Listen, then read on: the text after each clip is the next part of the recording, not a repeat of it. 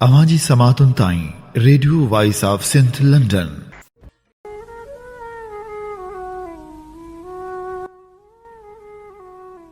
अलाह कारण उठ्या लीड़ा न्यो मलुर न्यो निमाणी पाण सी बानी झले बुर मुखे मारे मंझ थी संदी होतन हुर कचो लाया कुर केचा ओरे जे।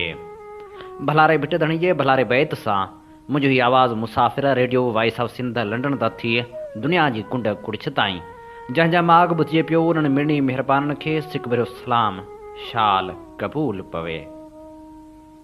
7 फरवरी सूमर जे ॾींहुं प्रोग्राम सोच वीचार साण करे आऊं अव्हां जी ख़िदमत में हाज़िर अव्हां जो पंहिंजो मेज़बान हबीब लगारी।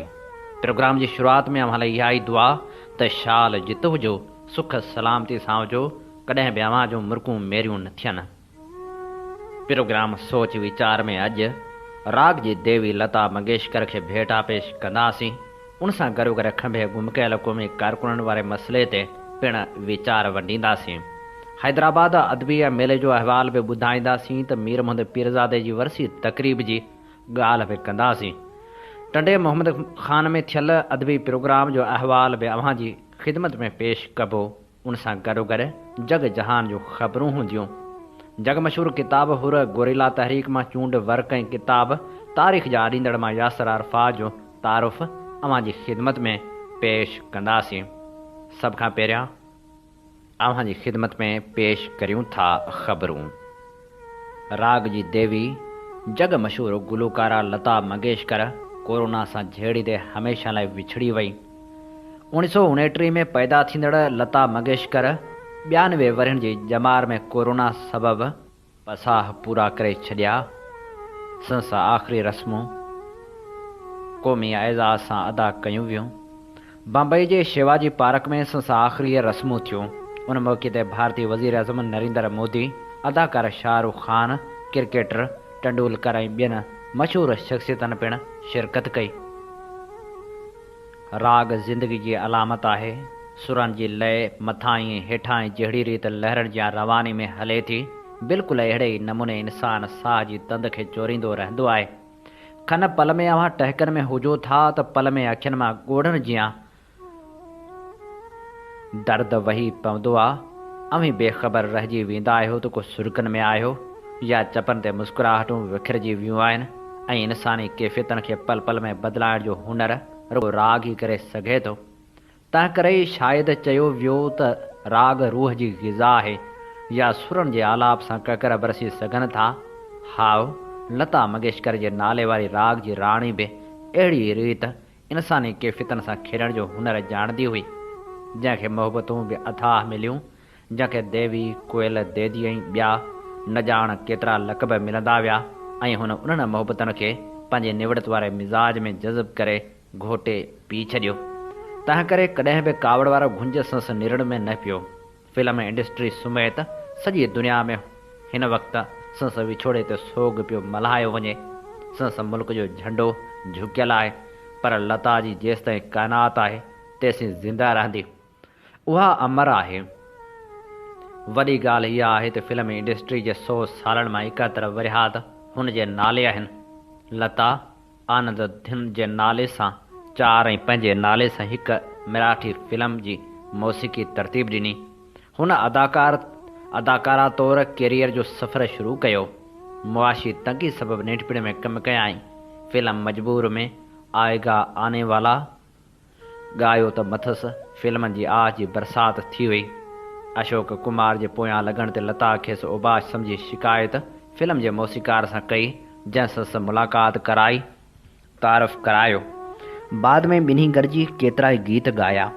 60 जे ॾहाके में रॉयल्टी जे मामले ते लता मोहम्मद रफ़ी राज कपूर ऐं म्यूज़िक कंपनी सां जहिड़ो कयो। फिल्म फेयर वारनि सां तकरार करे 1959 में रागनि जी कैटेगरी में एवॉर्ड ॾियारणु शुरू कराया। 27 जनवरी 1963 में लता जो गीत ए मेरे वतन के लोगो ॿुधी जवाहरलाल नेहरू रोई वेठो। हुन मुलाक़ात में खेसि ॿुधायो त तो मूंखे रुआरे छॾियो आहे। गाननि जा ॿोल चूंडण गीत जी शाइरी सां गॾु उनमें मौजूदु कैफ़ियतनि खे सम्झी लता सुर अलापण जी माहिर रही। लता मंगेशकर खे 1962 में ज़हर ॾेई क़त्ल करण जी कोशिश कई वई। हुन पंहिंजे किताब में लिखियो त 1 महीने ताईं बीमार रहियसि। पेट जो एक्सरे कयो वियो त डॉक्टरनि ॿुधायो त मूंखे ज़हर ॾिनो वियो आहे, जेको आहिस्ते आहिस्ते असरु करे रहियो हो। रागी उस्ताद सलामत अली ख़ान लता जे मुहबतनि जो मर्कज़ हो। हुन जे इश्क में लता पाकिस्तान ठहण बाज़ साणस मिलण ईंदी हुई। संदन मोहब्बत जी हालत इहा रही जो लता खे शादी जी आछ कई, जेका क़बूल भी थी, पर सलामत अली ख़ान राज़ी न थियो, छो त लता मराठा ऐं ब्राह्मण हुजण करे संदन मिलाप मुमकिन न हो। उस्ताद सलामत अली खे बि देवता जो दर्जो मिलियल हो। सुरनि जी राणी लता मंगेशकर जनवरी जी शुरूआत में कोरोना में मुब्तला थी ऐं 6 फरवरी 2022 जे ॾींहुं 92 सालनि जी जमार में सॼी दुनिया जा मदाह छॾे परलोक पधारे वई। लता मंगेशकर 28 सितंबर 1969 में भारतीय शहर इंदौर में जन्म वरितो। 1942 में कैरियर जी शुरूआत कई ऐं 2022 में विछड़ी वई। अहिड़ी रीति फिल्म जे 100 सालनि मां 71 साल हुन फिल्मनि खे ॾिना आहिनि। लता जिस्मानी तौरु विछोड़ो करे वई आहे, पर संसा आवाज़ दुनिया बाक़ी रहण ताईं बाक़ी रहंदो, छो त फनकार ऐं उहो बि वरी रागी हुजे त उनजी पुॼाणी नाहे थींदी। लता जिते उर्दू में केतिरा ई अमल गीत ॾिना, उते हुन सिंधी में बि ॻायो ऐं ख़ूब ॻायो। अचो त संस सिंधी कलाम ॿुधूं।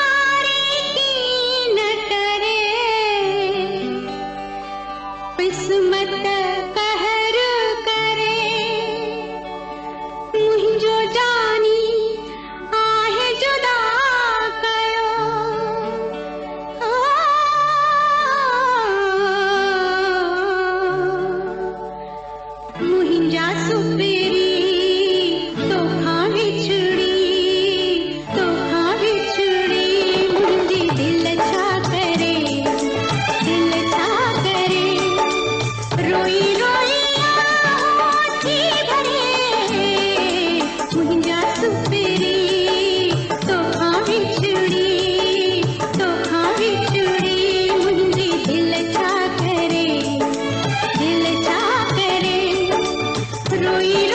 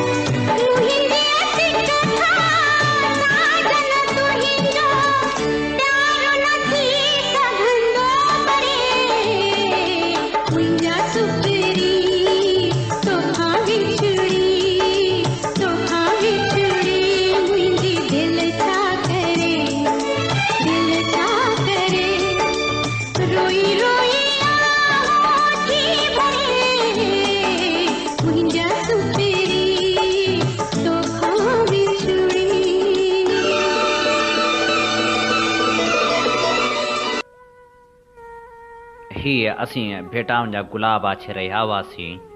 नाम्यारी गुलूकारा राग जी देवी लता मंगेशकर खे। अमी ॿुधी रहिया आहियो radio voice of Sindh London ऐं अव्हां जी ख़िदमत में प्रोग्राम पेश कयो पियो वञे सोच वीचार साण आऊं अव्हां सां मुखातिब जो पंहिंजो मेज़बान आहियां हबीब लगारी ऐं अव्हां जी ख़िदमत में पेश कयूं पियूं वञनि ख़बरूं। सिंध ऐं बलूचिस्तान मां खंभे गुम कयल केतिरा ई क़ौमी कारकुन अञा ताईं बाज़ियाब थी नाहिनि सघिया। जॾहिं त 2 ॾींहं पहिरियां कराची में voice for missing persons of Sindh ऐं सिंध सुजागी फोरम तरफ़ां सिंध मां खंभे गुम कयल अयूब कांधड़ो, इंसाफ़ दाए, मुर्तज़ा जुणेजे, सागर सईद, काशिफ टगड़, सुहेल रज़ा, पठान खान ज़ोहरानी, सिजाद मंगणेजे, शबीर बुलेदी, सरवेज नुहानी, डॉक्टर फतेह अहमद खोसे, अयाज़ शर, सदाम शर, फ़कीर एजाज़, अल्लाह वधाए महर, शबीर कमरानी, दीदार शर, अली अहमद शर, अली मोहम्मद शर, मोहम्मद खान शर ऐं ॿिनि जी आज़ादी लाइ अलामती बुख हड़ताल पिणु कई वई, जंहिंमें सोणी जोयो सैयद मसूद शाह, सागर सईद जी भेण मरियम सिंधी, अक्सा दायो, अफ़साना दायो, शहज़ादी पारस, मारई कांधड़ो ऐं शाहिद कांधड़ो समेत केतिरा ई अॻवान शरीक थिया। हुननि मुतालबो कयो त असां आलमी ज़मीर UNO ऐं इंसानी हक़नि जे तनज़ीमनि खे अपील था करियूं त असांजे प्यारनि जी आज़ादी लाइ पंहिंजो किरदारु अदा कयो वञे। जॾहिं त काल्ह सिंध सुजागी मज़दूर फेडरेशन जो हिकु जनरल इजलास चकरा ॻोठ में सिंध सुजागी मज़दूर फेडरेशन जे मरकज़ी चीफ ऑर्गेनाइज़र यासीन झुलण, जान मोहम्मद ख़ासखेली ऐं एजाज़ ख़ासखेली जी सदारत हेठि थी गुज़रियो। उन मौक़े ते यासीन झुलण चयो त मज़दूर सुई खां वठी जहाज़ ठाहे थो, पर अफ़सोस उनजो को बि फ़ाइदो मज़दूर खे नथो मिले। हुन वधीक ॻाल्हाईंदे चयो त उहे शयूं मज़दूर जे इस्तेमाल में त ठहियो, पर मज़दूरनि खे उन जी पूरी मज़दूरी बि नथी मिले। हिते मज़दूर ॾींहों ॾींहुं ग़रीब थींदो पियो वञे, पर सरमाएदार ॾींहों ॾींहुं अमीर तरीन थींदो पियो वञे। मरकज़ी डिप्टी ऑर्गेनाइज़र जान मोहम्मद ख़ासखेली ॻाल्हाईंदे चयो त सिंध हुकूमत 25,000 पघार जो ऐलान त कयो, पर उन ते अमल अञा बि न कराए सघी आहे। असां सिंध हाई कोर्ट खां सुप्रीम कोर्ट ताईं उन केस में धुर थी पहुता आहियूं, जिते सुप्रीम कोर्ट उहो फ़ैसिलो ॾींदे वेजिस बोर्ड ॾांहुं 2 महीननि जो नोटिस जारी कयो आहे त वेजिस बोर्ड मज़दूरनि जी घटि में घटि पघार मुक़ररु करे ऐं कोर्ट में पेश करे। जॾहिं त एजाज़ ख़ासखेली ॻाल्हाईंदे चयो त ठेकेदारी निज़ाम असां मज़दूरनि लाइ ज़हर क़ातिल आहे। सभ खां वॾी ॻाल्हि त इहा आहे त हिते ठेकेदारनि खे बि पेस रेट उहो पियो मिले जेको उन खां 10 साल पहिरियां हो।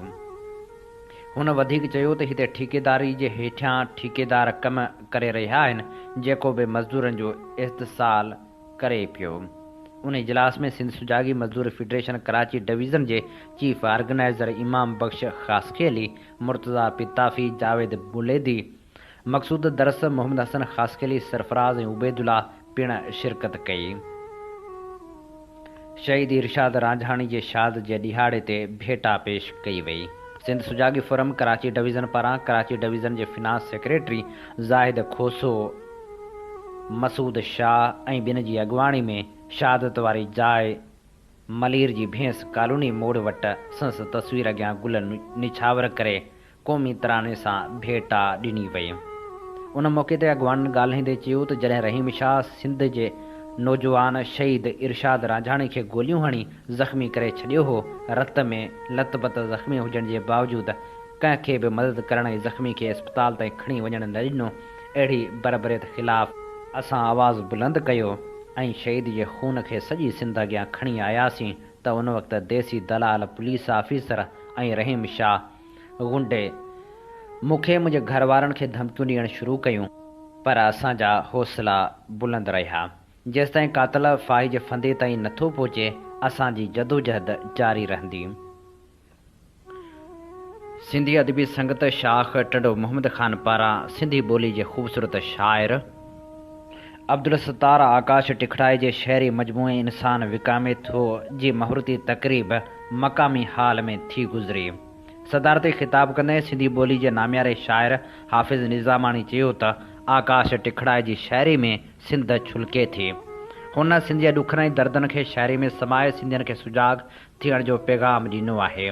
नाम्यारे शाइर मेहर डिबाई चयो त धरती जा सूर असां सभिनी जा साॻिया आहिनि, जिन जी निशानदही आकाश टिखड़ाई पंहिंजी शाइरी में कई आहे। असां अवल ऐं आख़िर सिंध सां ई सलहाड़ियल आहियूं। सिंध उत्तम आहे, आकाश टिखड़ाई धरती जो आशिक शाइर आहे, उन करे हुन सिंध जे निज मसइलनि जी अकासी कई आहे। सिंधी अदबी संघ जे मर्कज़ी जॉइंट सेक्रेटरी ख़ाकी जानी चयो त आकाश टिखड़ाई नई टही जो नुमाइंदा शाइर आहे, जंहिं हर मौज़ू ऐं लॻभॻि हर सिन्फ़ ते तिब आज़माई कई आहे। आकाश जी शाइरी फ़िक्र ऐं इन्फ़रादियत आहे, जेका खेसि रिवायती शाइरनि खां अलॻि करे बीहारे थी।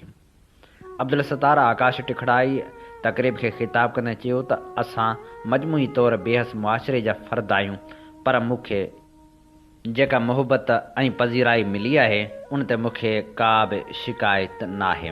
हुन चयो त लेखक ऐं शाइर खे मुनसिफ़ थी लिखणु घुरिजे। हुन चयो त मुंहिंजी शाइरी दर्द कथा बि आहे, मुहबत जो इज़हार बि आहे, त वरी जीवन कहाणी बि आहे। हर माण्हू ईमानदारी सां पंहिंजो किरदारु अदा करे त समाज मां अण बराबरी ख़तमु थी सघे थी। हुन चयो त हिते इंसान बि विकामे थो, उहो कॾहिं कीअं छो थो विकामे, मूं उन ते बि लिखियो आहे। शाइर डॉक्टर फ़तह अली मुख़लिस टालपुर ख़िताब कंदे चयो त फ़न ऐं फ़िक्र सां भरपूर शाइरी खे अमरता आहे, जेका आकाश टिखड़ाई जी शाइरी में आहे। शाइर ॿोली जा मुहाफ़िज़ ऐं समाजनि खे बदिलाईंदड़ हूंदा आहिनि। नाम्यारे लेखक मिठल जसकाणी चयो त आकाश टिखड़ाई जेको कुझु लिखियो आहे उन में सिंध ऐं सिंधी माण्हुनि जे मसइलनि जी निशानदही थियल आहे। सिंधी अदबी संगत टंडो मोहम्मद ख़ान जे ज़िले राब्ता सेक्रेटरी आज़म भट्टी चयो त आकाश टिखड़ाई टिखड़ जी शानदार अदबी रिवायतनि जो अमीन शाइर आहे, जंहिं वटि सुजागी जो बहितरीनु पैगाम आहे। नाम्यारे लेखक मियां मीर चांडीअ चयो त आकाश टिखड़ाई टिखड़ जे अवाइली शाइर नूर मोहम्मद ख़स्ता जो पुनर्जन्म आहे, जंहिं टिखड़ जे अदबी विरसे जो किरदारु अदा करे शानदार रचनाऊं रचियूं आहिनि। नौजवान शाइर आगाजान आगा चयो त आकाश टिखड़ाई जी शाइरी जिते ॾुखनि ऐं दर्दनि जो दास्तान आहे, उते धरती सां मुहबत जो बि भरपूर इज़हार आहे। महूरती तक़रीब खे डॉक्टर इब्राहिम सिंधी, अब्दुल करीम सूमरे, शुएब शाद, अब्दुल मजीद मल्लाह, एजाज़ अली जसकाणी, डॉक्टर जमाल नासिर सोलंगी, महबूब सिंधी, मुसाफ़िर हालेपोटे, बाग़ी हनीफ़ खोसे, मनान मरहम, सतार जोखी, नुशाद भट्टी ऐं ॿियनि पिणु ख़िताब कयो। उनखां पोइ समूरनि महिमाननि खे अजरकूं, लुंगियूं ऐं टोपियूं ओढाए किताब इंसान विकामे थो जी महूरत पिणु कई वई, जॾहिं त नाम्यारे रागी सैयद अकबर शाह, जान मोहम्मद लगारी, विमल शर्मा, अफ़ज़ल कुरैशी, मुदसर बहराणी, बांसरी नवाज़, ख़ालिद महमूद बहितरीन फ़न जो मुज़ाहिरो करे तक़रीब खे मोहे छॾियो। जॾहिं त ॿ ॾींहं अॻु सिंधी अदबी संगत शाख टंडे मोहम्मद ख़ान पारां सिंधी ॿोली क़ौमी ॿोली मुहिम जे सरे हेठि दस्तूरी अदबी वेहक ताज सिंधी जी सदारत में पिणु थी हुई, जंहिंमें सिंधी अदबी संघ जे ज़िले राब्ता सेक्रेटरी आज़म भट्टी सिंधी ॿोली क़ौमी ॿोली मुहिम जे हवाले सां करारदाद पेश कई, जंहिं हवाले सां हुन चयो त 1972 में सिंधी असेंबली पारां हिकु करारदाद वसीले सिंधी ॿोली खे क़ौमी ॿोली जो दर्जो ॾियण वारी रिथ वॾी अक्सरियत सां मंज़ूर कई वई हुई, जंहिं तारीख़ी रिथ ते अॼु ॾींहं ताईं अमल न थी सघियो आहे। हुन मुतालबो कयो त उन रिथ ते अमल कयो वञे। जॾहिं त अदबी वेहक में आशिक़ अली गाहू ग़ज़ल पढ़ियो, मोहम्मद अली सारम सरियो पिणु ग़ज़ल ॿुधायो, फैज़ टिखड़ाई, जुमन जानिब सुमरो, जान मोहम्मद लेगारी, विमल शर्मा, मुदसर बहराणी ऐं ॿियनि पिणु शाइरी ॿुधाई। सिंध तरक़ी पसंद पार्टी पारां पीपी मुखालफ़नि सां गॾिजी नओं पार्लियामानी मुहाज़ जोड़ण जो ऐलान कयो वियो आहे। एसटीपी सरबराह डॉक्टर कादर मक्सी प्रेस कॉन्फ्रेंस कंदे चयो आहे त पीपी मुखालफ़नि सां गॾिजी नओं पार्लियामानी मुहाज़ जोड़ियो वेंदो। सिंध जो आवाम असांजो साथ ॾिए त जीअं पीपी जे सिंध दुश्मन रवैयनि खां निजात ॾियारे सघिजे। इमरान ख़ान जो दिमाग़ सियासी शऊर खां वाझल आहे, मुल्क मुआशी ऐं सियासी धुॿण में फासी पियो आहे। वफ़ाक़ी हुकूमत बिना सुञाणप कार्ड जे आदमशुमारी कराइण चाहे थी ऐं अहिड़ी आदमशुमारी असां कंहिं बि सूरत में क़बूल न कंदासीं। हुन चयो त पीपी जे सिंध दुश्मन पॉलिसियुनि सबबि अफ़गानी बि असेंबली मेंबर थी विया आहिनि, छाकाणि त पीपी उन्हनि जी सहूलियतकार बणियल आहे। हिन वक़्तु बि धारियुनि जा कटक धड़ाधड़ सिंध में आबाद थी रहिया आहिनि ऐं उन्हनि खे आबाद करण जो मक़सदु क़ौमी तहरीकनि खे ख़तमु ऐं सिंध वासियुनि खे अक़लियत में तब्दील करणु आहे। हुन इल्ज़ाम हयो त पीपी जा चूंडियल मेंबर मनशा जे कारोबार जी सरपरस्ती कनि था ऐं ॼाणे वाणी सिंध जे नस्ल खे मनशा जो आदी बणाए हिकु ख़ासि एजेंडा ते अमल कयो पियो वञे। हुन चयो त आसिफ़ ज़रदारी ऐं बिलावल जी लाहौर यात्रा जो मक़सदु सिंध में हिकु भेरो ॿीहर पीपी जी हुकूमत क़ाइमु करणु आहे त जीअं बदतरीन हुक्मरानी क़ाइमु करे सिंध खे मुस्तक़िल तौर ते अक़लियत में तब्दील करे संदन वसीला फॿाया वञनि। पाकिस्तान 4 जुदा क़ौमनि जो मुल्क आहे, उन करे उन्हनि क़ौमनि खे ख़ुदि मुख़्तियारी ॾियणु अणटर आहे, न त मुल्क अॻिते वधी न सघंदो। हुन ऐलान कयो त मादरे वतन जो जलसो 24 फ़रवरी ते हैदराबाद बाईपास वटि मुनक़िद कयो वेंदो। सिंध जे नामियारनि अदीबनि, दानिशवरनि ऐं लेखकनि सिंधी ॿोली जे नामियारे गीत निगार, कहाणीकार ऐं दानिशवर मीर मोहम्मद पीरज़ादे खे सिंधी गीतनि जो शहज़ादो, अदब ऐं सिंधी मौसीक़ी जो वॾो ॼाणू करार ॾींदे चयो आहे त मीर मोहम्मद पीरज़ादो घण रुखी शख़्सियत जो मालिक हो, जंहिंजी शाइरी नसर में रस, रक़्स ऐं रचाव नज़र अचे थो। संस सिंधी अदब ज़राइत, सियासी ऐं समाजी मैदान में वॾियूं ख़िदमतूं आहिनि जेके तारीख़ में सदायूं ऊचे गाड सां ज़िंदा रहंदियूं। अहिड़ो इज़हार हुननि माहवार सिंधी रेखाऊं पारां सिंध जे नामियारे लेखक, शाइर, कहाणीकार ऐं दानिशवर साईं मीर मोहम्मद पीरज़ादे जी यादि में कोठायल मेड़ाके खे ख़िताब कंदे कयो। सिंध जे नामियारे अदीब ताज जोए सदारती ख़िताब कंदे चयो त मीर मोहम्मद पीरज़ादो अब्दुल हकीम अरशद ऐं राशिद मोराई जा सिंध जे लाइ इश्क, सफ़र, पंध, वाट ऐं ख़्वाब गॾियल हुआ। हुन चयो त मीर मोहम्मद पीरज़ादे सिंधी शाइरनि जी शाइरी बाबति 11 लुग़तूं ॾिनियूं आहिनि जेके सिंधी ॿोली में लुग़तनि जो वॾो इज़ाफ़ो आहिनि। शाइरी में नारेबाज़ी न पर आरट ऐं फितरत छायल नज़र अचे थी। साईं मीर मोहम्मद पीरज़ादे सदाईं नई टही जे नौजवाननि जी हौसला अफ़ज़ाई कई ऐं उत्साह ॾिनो। हुन उस्ताद बुख़ारी खे बि नसर लिखण ते मजबूर कयो। उन खां अॻु उस्ताद बुख़ारी नसर न लिखंदो हो। सिंधी ॿोली अथॉरिटी जे चेयरमैन डॉक्टर मोहम्मद अली मांझी चयो त मीर मोहम्मद पीरज़ादो शाइरी ऐं नसर में कमाल जो अदबी फ़न मिले थो। हुन जे नसर में वॾो रिधम आहे। कहाणी ऐं मज़मून में सिंधी ॿोली जो रस ऐं रचाव कमाल जो आहे। मीर मोहम्मद पीरज़ादे शाइरी ऐं नसर में निज सिंधी ॿोली सां निभाउ कयो आहे। हुन जे गीतनि ऐं नसर में मिठाज आहे। सिंधी ॿोली अथॉरिटी जे सेक्रेटरी डॉक्टर शबनम गुल चयो त साईं मीर मोहम्मद पीरज़ादे जहिड़ियुनि अदबी शख़्सियतनि फ़िक्री सघ ऐं अमल सां अदब जे मैदान में पाण मञायो ऐं मल्हायो। अहिड़ा ई किरदार सिंध जी सुञाणप आहिनि। हुन चयो त साईं मीर मोहम्मद जो लुग़तूं ॿोली अथॉरिटी छपाईंदी। शाइर सारंग सहते चयो त मीर मोहम्मद पीरज़ादो सिंधी ॿोली जो तमामु वॾो शाइर आहे जंहिं नई टही जे नौजवाननि जी तरबियत कई। संस यादि में मेड़ाको मुनक़िद करण वारा जस लहनि। शाइर ऐं ज़रई माहिर मुस्तफ़ा नागराज चयो त मीर मोहम्मद वॾो शाइर हुजण सां गॾु वॾो ज़रई माहिर बि हो। उन्हनि जी वार ते हली असां सिंध जी तरक़ी लाइ पंहिंजो किरदारु अदा करे सघूं था। प्रोफेसर इस्माइल कुंबर चयो त मीर मोहम्मद पीरज़ादो वॾो ॾाहो माण्हू हो जंहिं अदब ऐं ज़राअत जे शोबनि में तमामु वॾो कमु कयो। मीर मोहम्मद पीरज़ादे जे नाले सां ज़रई यूनिवर्सिटी जे ग़रीब शागिर्दनि खे स्कॉलरशिप ॾियण लाइ 2 मिलियन जो फंड क़ाइमु करणु घुरिजे। उन लाइ अॼु खां ई उन जी इब्तिदा कंदे 5000 फंड में ॾियण जो ऐलान करियां थो।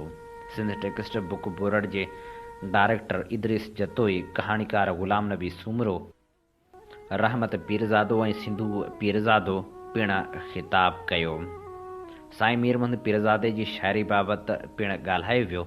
मेड़ाके में सिंधी अदबी संगत सिंध जे अॻूणे जनरल सेक्रेटरी यूसुफ सिंधी, शाइर जानी ख़ासखेली, अली आकाश, जावेद सोज़ हलाई, होश मोहम्मद भट्टी, जहांगीर ॾाहिरी ऐं ॿियनि पिणु वॾे अंग में शिरकत कई। जॾहिं त मुशाइरो पिणु थी गुज़रियो जंहिंजी सदारत नामियारी शाइरा रुबीना अबड़ो कई। जॾहिं त ताज जोयो, राज राजपर, अली इज़हार, रहमत पीरज़ादे, जहांगीर ॾाहिरी ऐं ॿियनि ख़ूबसूरत शाइरनि पिणु ख़ूबसूरत शाइरी पेश कई। हैदराबाद में 2 ॾींहनि वारो 7हों हैदराबाद लिटरेचर फेस्टिवल मुनक़िद कयो वियो। अदबी मेले जे पहिरें ॾींहं ते मुख़्तलिफ़ मौज़ूअनि ते फ़िक्री वहिकूं थियूं। फेस्टिवल जी इफ़्तिताही तक़रीब में ॿारनि तिलावत कई। जॾहिं त शाह अब्दुल लतीफ़ भिटाए जे रागी फ़क़ीर मंठार जी क़यादत में ग़ुलाम फ़ातिमा, साबरा ऐं यास्मीन सुर मारवी पेश कयो। जंहिं बाद मुख़्तलिफ़ स्कूलनि जे ॿारनि वणनि जी वाढी खे रोकण ऐं वणनि जी अहमियत बाबति जागरता ते ॿधल टेबलोज़ पेश कया। मेले में पहिरीं विहक में नामियारनि लेखकनि लेखिकाउनि अदीबनि ऐं शाइरनि चयो त सिंधी ऐं उर्दू ॻाल्हाईंदड़नि जी पाण में मुहबत जी सिंध खे तमामु घणी ज़रूरत आहे। असां में ॿोली जे बुनियाद ते वेछा पैदा कंदड़ सियासतदाननि जे ॻाल्हियुनि में फासण जी ज़रूरत न आहे। असीं ॿोली ऐं तहज़ीब सां प्यार करण सां मुहज़िब क़ौम सॾाए सघूं था। नामियारी लेखिका महताब अकबर राशिदी ख़िताब कंदे चयो त हिन फेस्टिवल में असांजे नौजवाननि जो मुस्तक़बिल महफ़ूज़ थींदो। असां कॾहिं बि ज़ुबान जे बुनियाद ते कंहिं सां को फ़र्क़ु नाहे रखियो। मूं जेतिरो उर्दू अदब जो मुतालियो कयो आहे, शायदि एतिरो सिंधी न ॻाल्हाईंदड़नि बि न कयो हुजे। सिंध में सिंधी ऐं उर्दू ॻाल्हाईंदड़नि जे पाण में मिलाप जी ज़रूरत आहे। हुन चयो त ज़ुबान जा वेछा जेके सियासतदान पैदा कनि था, उन में फासण जी ज़रूरत न आहे। उर्दू ॿोली जी नामियारी शाइरा डॉक्टर फ़ातिमा हसन चयो त इंसाननि खे हिकु बहितरीनु मख़लूक़ करे मोकिलियो वियो आहे, जंहिं करे असांखे पंहिंजे माहौल खे ख़ुशगवार बणाइण लाइ ख़ैरु पोखणु ऐं ख़ैरु लुणणु घुरिजे। असांखे पंहिंजी फ़िज़ा खे साफ़ सुथिरो रखणु ऐं माहौलियात बहितर बणाइणु घुरिजे। हुन चयो त पंहिंजी धरती खे ख़ुशगवार बणाइण लाइ असराइता क़दम खणण सां गॾु पंहिंजी ॿोली ऐं तहज़ीब सां प्यार करण सां ई असां पाण खे मुहज़िब क़ौम सॾाए सघूं था। हुन माहौलियात बाबति पंहिंजे नज़म बि पेश कई।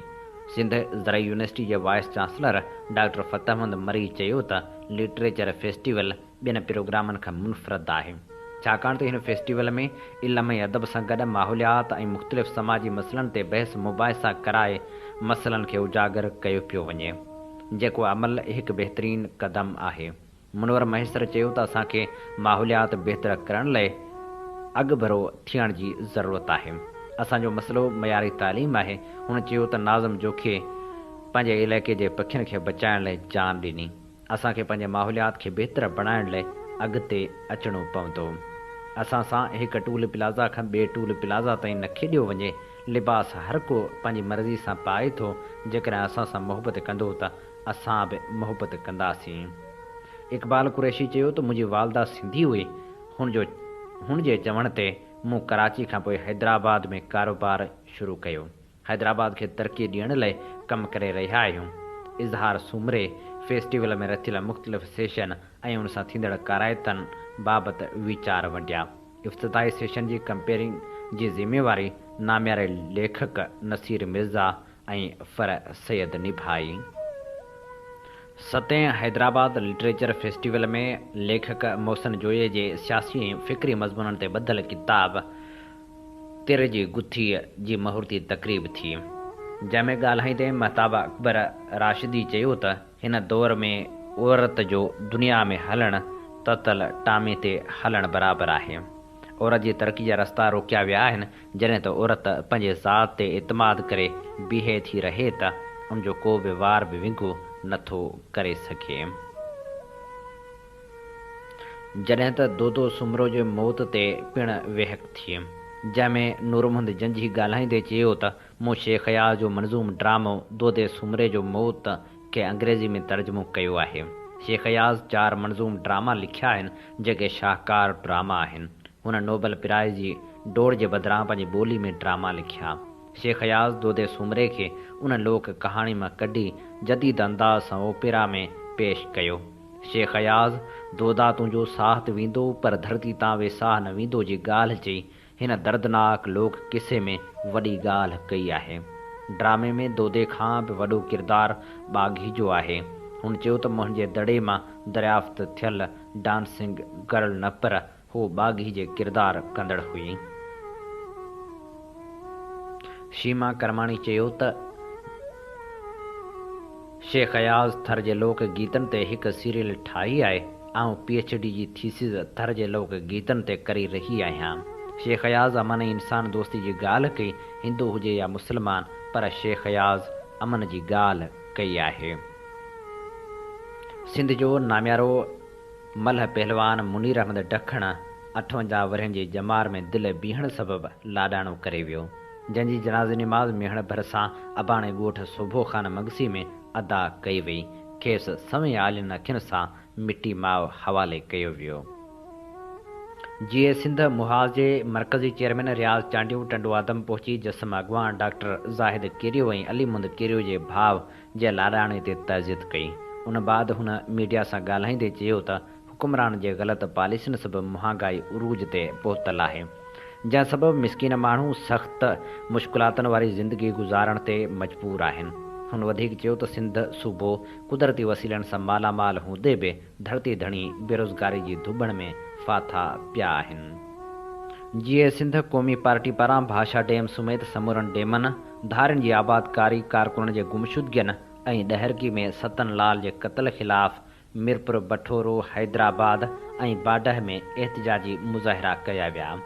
मीरपुर बठोरे में रैली जी मरकज़ी सरबराह नवाज़ खान ज़ौर अॻवानी कई, जॾहिं त अनवर ख़ासकेली, कादर बख़्श ज़ौर, बशीर मीराणी, अल्ताफ़ खोड़, कामरेड यूसुफ कुंभार, सिराज रसूल ऐं ॿिया पिणु शरीक हुआ। हैदराबाद में एडवोकेट नूर तुनियो, उर्स हिंगोरो, हालार रतड़, एडी राहिमो ऐं ॿिनि जी अॻवाणी में पिणु रैली कढी वई। रैली खे ख़िताब कंदे नवाज़ खान ज़ौर चयो त पंजाब पंहिंजा दरिया सिख पंजाबियुनि हवाले करे हाणे सिंधु दरिया ते कब्ज़ो करणु घुरे थो। असां सिंधु दरिया ऐं उन जे ॿियनि भरतू दरियाउनि ते को बि डैम क़बूल न कंदासीं। डैमनि जो रिथाऊं फितरत दरियाउनि ऐं सिंध जे ख़िलाफ़ आहिनि।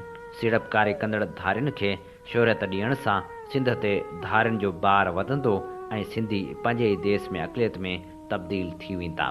हुन चयो त समूरनि गुम कयल माण्हुनि खे आज़ादु कयो वञे। असां सतन लाल जे क़त्ल खे सिंधी क़ौम ख़िलाफ़ साज़िश सम्झूं था। हीअ असीं अव्हांजी ख़िदमत में पेश करे रहिया हुआसीं ख़बरूं। अमीं ॿुधी रहिया आहियो radio voice of Sindh London ऐं अव्हां सां मुख़ातिब जो पंहिंजो मेज़बान आहियां हबीब लगारी।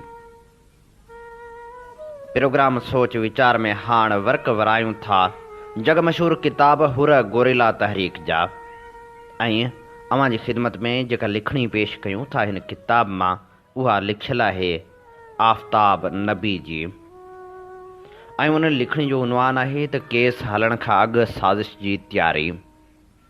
जनवरी जी मुंड में सैयद सबतुल्ला शाह राशिदी खे ॿुधायो वियो त मथसि अदालती तहक़ीक़ात जनवरी जी 29 तारीख़ खां शुरू कई वेंदी। उन शुनवाई ते केस ज़रूरु हलंदो ऐं तुंहिंजे वकील जो उहो उज़र ॿुधो कोन वेंदो त उहे केस जी तयारी करे कोन सघिया आहिनि। तदे पीर साहिब पागारे खेनि वराणियो हो त जेकॾहिं अव्हां इंसाफ़ करणु था घुरो त अव्हांखे हीउ केस उॿहराई में हलाइणु न खपे ऐं खेसि हिकु सुठे बैरिस्टर खे वकील करण जेतिरी मोहलत ॾिनी वञे। पीर साहिब गुज़ारिश कई हुई त हूअ पंहिंजे बचाव लाइ मोहम्मद अली जनाह खे पंहिंजो वकील करणु घुरे थो।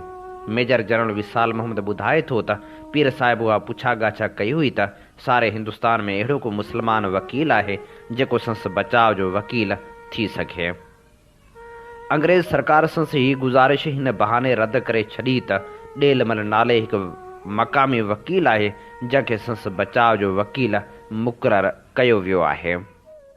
पीर साहिब ते इंडियन पेनल कोड जे फ़िक्रे नंबर A2 तहत केस हलायो वियो, जंहिंजो मतिलबु इहो हो त मार्शल लॉ जे ज़ाब्ते मुताबिक़ हुन ॾोह जी वधि में वधि सज़ा मौत हुई। उहो केस हैदराबाद जेल अंदरि हलियो। मोइन पंहिंजे ख़्याल जो इज़हार कंदे चवे थो त उहो केस कोर्ट मार्शल लॉ ज़रिए ऐं बंदि दरवाज़नि पुठियां हलायो वियो हो।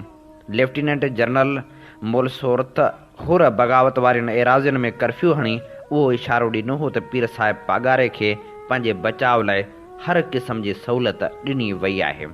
ब्रिटिश लाइब्रेरी में रखियल दस्तावेज़नि में हिन मुक़दमे जी मालूमात कान थी मिले। हक़ीक़त इहा आहे त खेसि तनहा ऐं अकेलो करे मथसि हर क़िस्म जो हिरास विधो वियो हो। हिन मां अंग्रेज़ सरकार जो इहो मक़सदु हो त जीअं हूअ पंहिंजे बचाव लाइ कंहिं सुठे बैरिस्टर जूं ख़िदमतूं हासिलु न करे सघे। संस मनक़ूला ऐं ग़ैर मनक़ूला मिल्कियत ऐं पैसो ॾोकड़ ऐं मुरीदनि तरफ़ां गॾु कयल ॾोकड़ बि सरकार ज़ब्त करे छॾिया हुआ उन मक़सद सां त जीअं हूअ कंहिं सुठे वकील जूं ख़िदमतूं हासिलु करे न सघे। 28 जनवरी 1943 ते वकील ॾेलमल मीर ख़ुदाबख़्श ख़ान टालपुर ॾांहुं ख़त लिखियो हो त ख़रीद कयल सभु चांदी बि सरकार ज़ब्त करे छॾी आहे। अलाइस्टर मैखेत फ़ौज फ्रंटियर कॉन्स्टेबलरी ऐं पुलिस जे छापनि जो तफ़सील सां ज़िक्र कयो आहे। जंहिंमें हू ॿुधाए थो त अहिड़ी कार्रवाई चांदी जे सिरनि ॿी मिल्कियत हथ करण लाइ कई वई हुई। पीर ॻोठ में पीर साहिब जे बंगले खे डायनामेट सां उॾायो वियो हो। कुझु वक़्त लाइ इनकम टैक्स जे इख़्तियारी वारनि बि खेसि ॾाढो तपायो हो। संस वफ़ादार मुरीदनि खे खुर आउस्ट्रेज जो एक्ट ॾाढो ॾहकायो ऐं डिॼारियो वियो ऐं बेशुमार हुरनि खे परवीनेशन डिटेशन कानून हेठि गिरफ़्तार पिणु कयो वियो हो। उन्हनि मां घणनि खे डिफेंस ऑफ इंडिया कानून तहत जेल मोकिलियो वियो हो।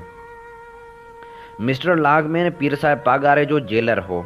14 जनवरी 1943 ते मिस्टर डेलमल वकील जेल वञी पीर पागारे सां केस बाबति ॻाल्हायो हो। उन वक़्तु मिस्टर लैम्बर्क उते मौजूदु हो। उन दौरान पीर साहिब खे ॿुधायो वियो त हुन ख़िलाफ़ हिकु इल्ज़ाम जी तयारी थी रही आहे त तो इंग्लैंड जे बादशाह ख़िलाफ़ जंग करण जी तयारी कई आहे। उन मक़सद खे हासिल करण लाइ 1937 खां 1941 ताईं जैसलमेर जो दौरो कंदो रहियो हुअ। मिस्टर डेलमल उहो ॼाण पे घुरियो त जासूसनि जे अहिड़ियुनि रिपोर्टनि जे बावजूदु बि हुन खे ओॾह वञण खां रोकियो छो न वियो हो। इस्तग़ासा हिन हक़ीक़त बाबति बि दलील ॾेई रही हुई त हिन हुकूमत खे ख़तमु करण वास्ते ग़ाज़ियुनि ते मुश्तमिल फ़ौज मुनज़म कई हुई। हिन ॻाल्हि खां इनकार कंदे डेलमल चयो हो त हुन ग़ाज़ी हुकूमत जी मदद लाइ भर्ती कया हुआ। हथियारनि लाइ पीर साहिब इहो दलील ॾिनो त जीअं त उन्हनि जा लाइसन आहिनि, तंहिं करे उहा कानून जी भंजकड़ी कान आहे। अहिड़ा फ़ाइल ओरिएंटल ऐं इंडिया ऑफिस में मौजूदु आहिनि, जिन मां असांखे ही मालूमात मिले थी त डेलमल वकील हिन ॻाल्हि खे वाज़ह करणु पिए चाहियो त नवाबशाह ज़िले जी इंतिज़ामिया पीर साहिब जे मुरीदनि ख़िलाफ़ कूड़नि केसनि मढ़ण जी तयारी करे रही आहे। उनखां सवाइ पुलिस सां वारे गणग बंगले जी ओसे पासे गश्त करे हुरनि खे ॾहकाए ऐं हिसाए रही आहे। थोरे वक़्त खां पोइ उन बंगले खे नास कयो वियो हो। हुन संस वकालत कंदे चयो हो त पीर साहिब हुरनि जे कयल ॾोहनि लाइ ज़िम्मेवार कोन आहे। हिननि माण्हुनि हुकूमत ख़िलाफ़ बग़ावत इन करे कई आहे जो उन पीर साहिब जे अहले अयाल जी तौहीन कई आहे। गणग बंगले जी तलाशी वरिती हुई। उनजे चौधारी ॾिनल लोढ़े खे साड़े रख कयो वियो। पीर साहिब जे अहले अयाल खे पंहिंजी हिकु अलॻि जाइ मां कढी कराची जे बंदर रोड ते मौजूदु हिकु जॻह में नज़रबंद रखियो वियो हो। उहो सभु सिंध सरकार जे घरू खाते जे हुकम ते 18 मई 1942 ते कयो वियो हो। हू वधीक ॿुधाए थो त अहिड़ी हक़ीक़त तारीख़ में नज़र कान ईंदी जो कंहिं पीर जे अहले अयाल खे उन तरीक़े सां कंहिं जॻह में रखियो वियो हुजे। उनखां सवाइ डेलमल ही ॻाल्हि बि बहस हेठि आंदी हुई त इंतिज़ामिया गणग बंगले खे तबाह करे छॾियो हो, जेको हिकु ॻोठ भरिसां पीर साहिब जे रहण जो सदर मक़ाम हो। उनखां सवाइ हिन नुक़्ते ते ज़ोर ॾिनो हो ऐं त हुरनि उन्ही करे बग़ावत कई हुई जो सिंध सरकार जे सेक्रेटरी के जी तरीक़े जहिड़ा कम कया हुआ। ही अहिड़ा कम हुआ जेके हुरनि जे ख़्याल तस्वर ऐं अक़ीदनि जे लिहाज़ खां अहिड़ी हैसियत जा आहिनि जो दीन पीर साहिब ऐं ख़ुदा ताला बि अहिड़ियुनि ॻाल्हियुनि जी तलब करे थो ऐं इंसान जे छुटकारे लाइ अहिड़ियूं ॻाल्हियूं निहायत ज़रूरी आहिनि। उनखां सवाइ हुन ॻाल्हि ॾांहुं बि इशारो ॾिनो हो ऐं त सभिनी पागारनि जी ज़िंदगी दौरान खुर ईअं कंदा रहिया आहिनि जहिड़ी रीति हुननि 1940 दौरान कयो आहे ऐं कंहिं बि पीर कॾहिं बि सिंध जे बादशाह थियण जी कोशिश कान कई आहे। ही अहिड़ा नुक़्ता हुआ जिन खे पंहिंजो अहम असरु आहे ऐं हिकु अहम मसइले सां लाॻापियल आहिनि, पर उन्हनि खे ग़ैर ज़रूरी सम्झी रद्द कयो वियो हो। डेलमल हिन ॻाल्हि ते बि ज़ोर ॾिनो हो त हुरनि जो असल ऐं इब्तिदाई मिज़ाज तबियत संदन ज़िंदगी जो नमूनो संदन एतिक़ाद ऐं बहादुरी मुनासिब ऐं क़ाबिल क़बूल हूंदी आहे। अहिड़े क़िस्म जूं हक़ीक़तूं जेके हिन नाज़ुक ऐं अहम मसइले ते रोशनी विझनि थियूं, तिन सभिनी जो तालुक़ु हिन केस सां आहे। पर बदकिस्मती जी ॻाल्हि हीअ आहे त सिविल एडवाइज़र दुरुस्त ऐं मुनासिब क़िस्म जे मसइलनि खे मुख़्तलिफ़ दर्जनि में तक़सीम करे थो। संस मक़सदु केस खे घणो ई घाइणु आहे या वरी उन्हनि खे ग़ैर ज़रूरी सुवाल सम्झे थो। हिते ॿ ॻाल्हियूं ध्यानु तलब आहिनि। पहिरीं ॻाल्हि उहा हुई त सिंध सरकार जो वधि में वधि एतमाद CID जे रिपोर्टनि ते हो। हिन नुक़्ते निगाह खां उहो ॿुधाइणु मुनासिबु थींदो त एकड़ ॿेकड़ अहिड़ियूं रिपोर्टूं स्पेशल ब्रांच बि ॾींदी हुई जिन खे सूरतहाल खे ॾिसी तयारु कयो वेंदो हो। ॿी ॻाल्हि त इस्तग़ासा जा घणाइणा शाहिद सरकारी अमलदार हुआ। हिते अहम ॻाल्हि ही बि ॾिसिजे थी त ज़ुबानी शाहिदनि जी गवाही शक खां ख़ाली कान हुई, न वरी एतबार जोगी हुई ऐं हिननि ॻाल्हियुनि ते वकील ॾेल मल तमामु घणो ज़ोर ॾिनो हो। लेम्बरेक जनरल ऑफिसर कमांडिंग खे इतला ॾिनो हो त वकील ॾेलमल हिकु भेरे कोर्ट खे क़ाइल करण में कामयाब थी वियो हो त शाहिद खां आॾी पुछा करण महिल DSP गनी खे कोर्ट खां ॿाहिरि निकिरी वञण जो हुकुम ॾिनो वञे। खेसि उहो अहसासु थियो त हिन वकील ईअं करे कानूनी ॻाल्हि कई आहे ऐं इस्तग़ासा खे ईअं करण खां रोके वरितो आहे।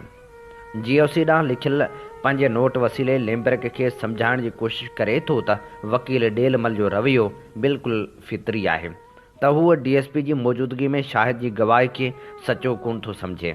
आख़िर में हूअ केतिरनि ॻाल्हियुनि जो बयानु करे थो जेके मुल्क सां वास्तो रखनि थियूं, पर खेसि हिन धरती जी ॼाण हूंदे उन्हनि ॻाल्हियुनि खां वाक़फ़ियत कोन आहे।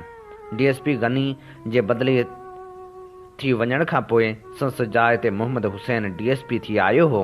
हू सिंध सरकार जे हिकु अहम शाहिद तौरु हिन केस में गवाही ॾियण खां घबराए रहियो हो, जंहिंजो नालो बचाव जे शाहिद तौरु कोर्ट में पेश कयो वियो हो। खेसि सलाह ॾिनी वई हुई त हूअ बचाव जे वकील खे ॿुधाए छॾे त हुन जो बयानु पीर पगारे खे को बि फ़ाइदो ॾेई कोन सघंदो, तंहिं करे बचाव जे शाहिद तौरु संस नालो ख़ारिज कयो वञे। 22 फरवरी 1943 ते डाउ लिंथलगो ॾांहुं ख़त लिखियो त पीर ते हलंदड़ केस जी कार्रवाई ॾाढी सुठे नमूने सां हली रही आहे ऐं हू उन्ही करे ॾाढो ख़ुशि आहे।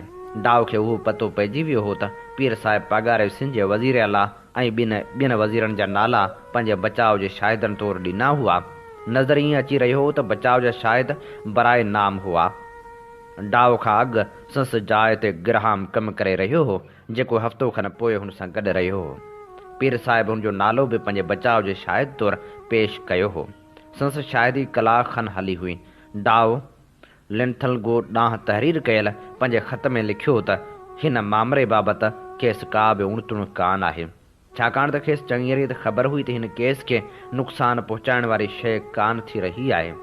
सिंध क्वार्टरली जे 1982 वारी शुमारी में मेजर जनरल विशाल मोहम्मद ॿुधाए थो त हुन कोर्ट में मौजूदु हुजण दौरान ॾिठो त पीर साहिब पगारो खे हक़ीक़तूं लिखी बचाव जे वकील ॾांहुं मोकिले रहियो हो। हुन साणसि कॾहिं बि कोन ॻाल्हायो।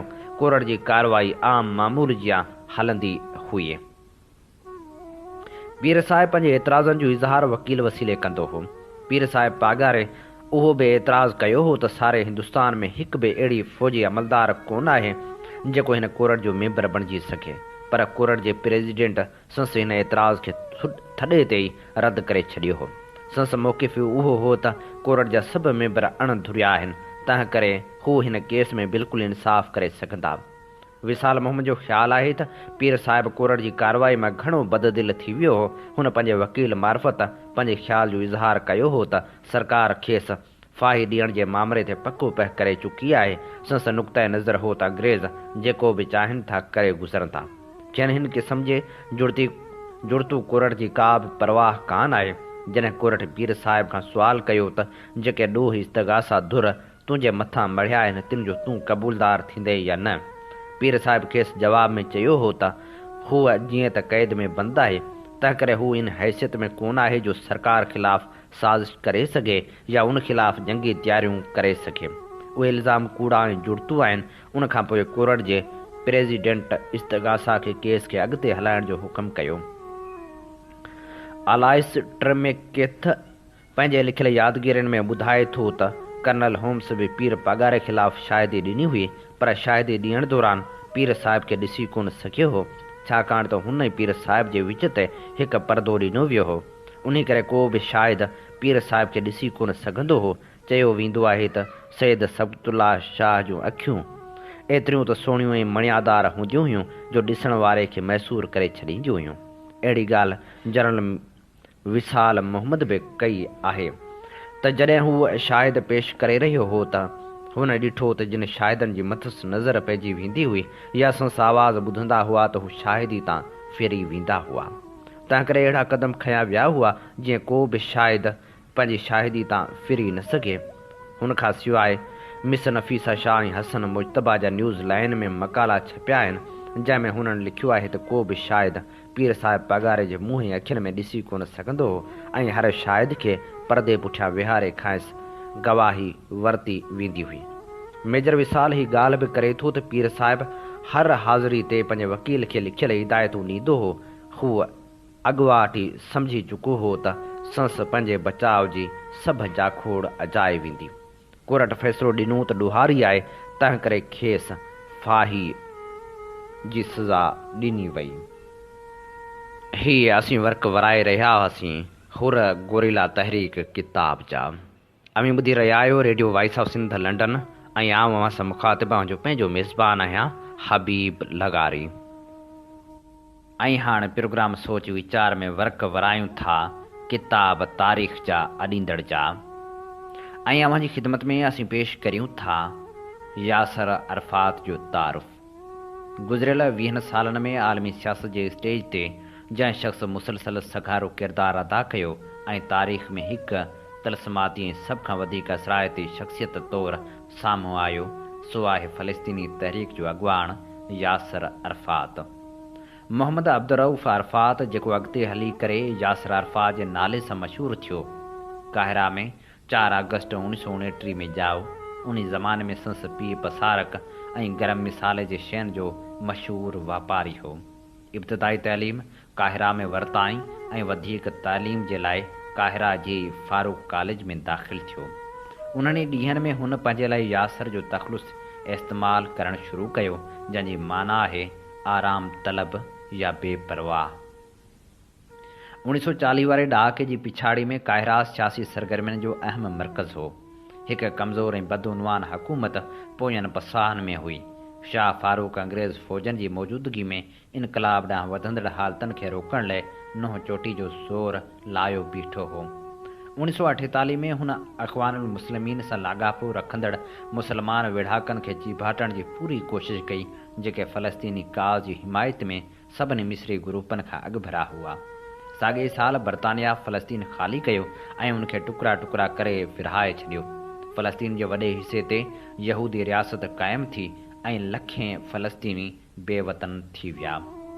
फ़लस्तीन जो कुझु हिसो उर्दन पंहिंजे सल्तनत में मिलाए छॾियो। अरफात मुसलमान वेढ़ाकनि जे साम्राज्य दुश्मन ऐं क़ौमी बहाली वारे जंगजू तरीक़े खां मुतासिर थियो ऐं उनखां पोइ फ़लस्तीनियुनि जे लाइ सियासी सरगर्मियुनि में बाक़ाइदा हिसो वठणु शुरू कयाईं। 1951 में मिस्रीअ इनक़लाब जीअं ई पंहिंजे उरूज ते पहुतो,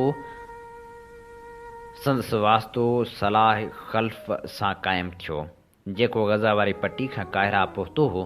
अहिड़ी तरह ॿियनि 4-5 साथियुनि सां गॾु साॻिए साल में अरब नेशनल मूवमेंट क़ाइमु कयाऊं। जमाल अब्दुल नासिर वारे इनक़लाब खां पोइ अरफात ऐं ख़ल्फ़ गॾिजी फ़लस्तीनी स्टूडेंट्स लीग क़ाइमु कई, जेका घणे भाङे पंहिंजी मदद पाण वारे इदारे जी हैसियत सां फ़लस्तीनी शागिर्दनि जी मालियाती ऐं ॿियनि रोज़मर्रा जे मसइलनि जे हल लाइ पतोड़ींदी रही।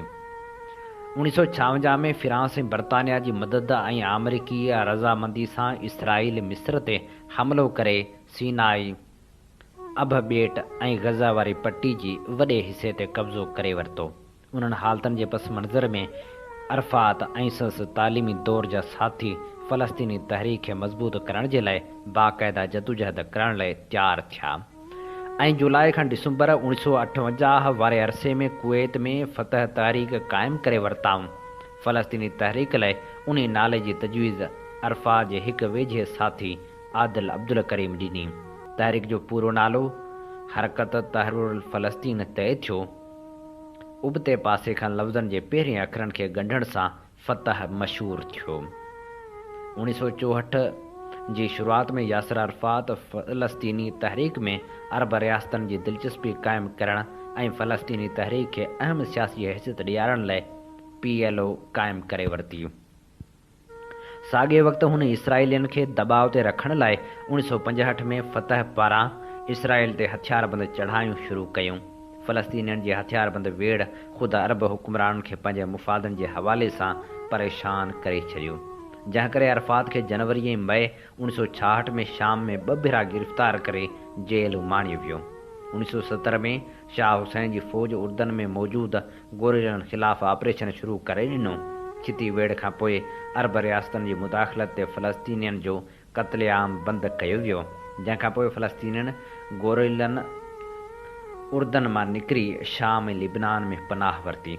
उन अरसे में अरफ़ात फ़लस्तीनी तहरीक खे सियासी बुनियादनि ते अरबनि जो क़ौमी मसइलो करे पेश करण जी कोशिश कई, जंहिंजे नतीजे में अक्टूबर 1974 में रबात अरब कॉन्फ्रेंस PLO खे फ़लस्तीनी अवाम जो मुकमल तौर ते क़ानूनी नुमाइंदो लिखियो।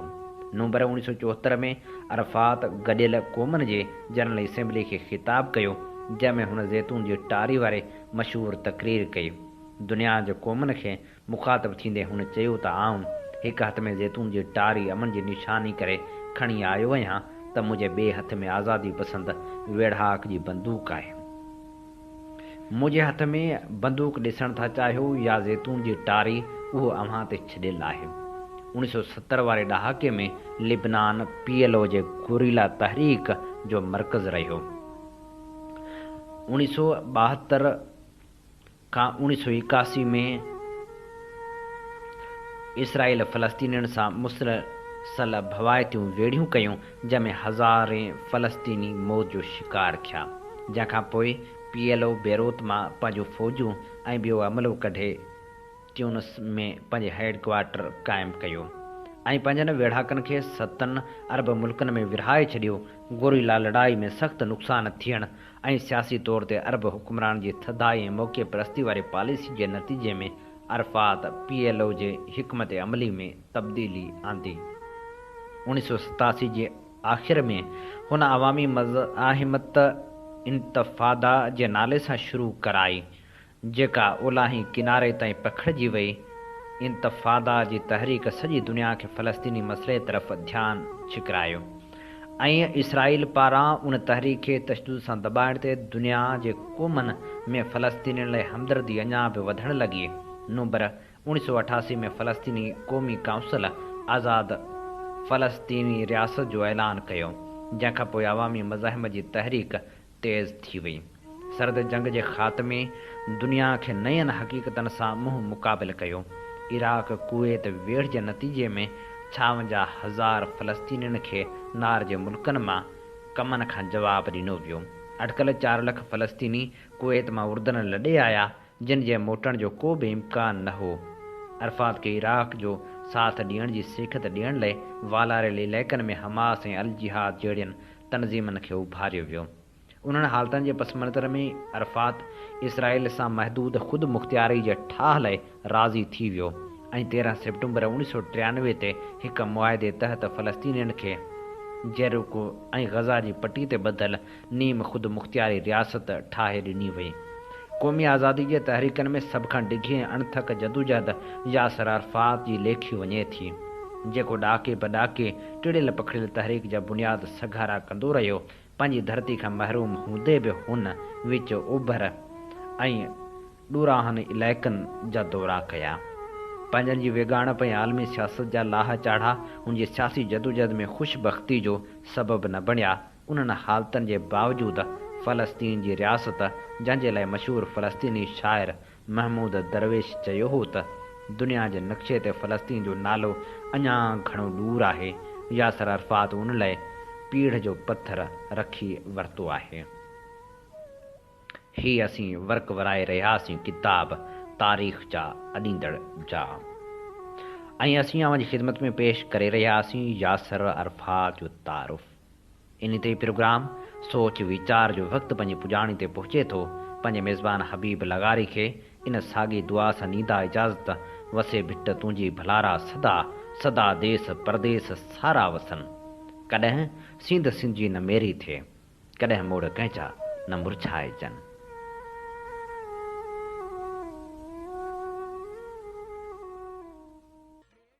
सिंध मुंहिंजी अमा सूंह तुंहिंजी मथां छा लिखी, छा लिखां छा लिखी, छा लिखां। सिंध मुंहिंजी अमा, दुनिया जा सिंधियो हिक मुठ थी सिंध बचायो। सिंध मुंहिंजी अमा सूंह तुंहिंजी मथां छा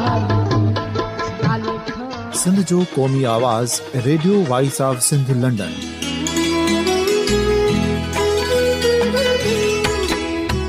radio voice of Sindh London पंहिंजी नशरियात में सिंध जी सियासत, समाज, इक़्तिसादियात, तारीख़, क़ौमी उमंगुनि ऐं इख़्लाक़ियात मुतलिक़ सिंध जी हक़ीक़ी तर्जुमानी कंदे प्रोग्रामनि खे असराइतो बणाइण लाइ सिंध जे घण घुरनि ऐं धरतीअ सां प्यार कंदड़ अदीबनि, दानिशवरनि, सहाफ़ियुनि, उस्तादनि, वकीलनि ऐं हर तबिके जे मानवारनि सजणनि खे सिंध में शऊरी इनक़लाब लाइ सहकार जो सॾु ॾियूं था। अचो त गॾिजी सूफ़ियुनि ऐं संतनि वारी सिंध जो ओज हिकु मुठ थी वरी वापसि आणण वारे सफ़र जा साथारी बणिजऊं।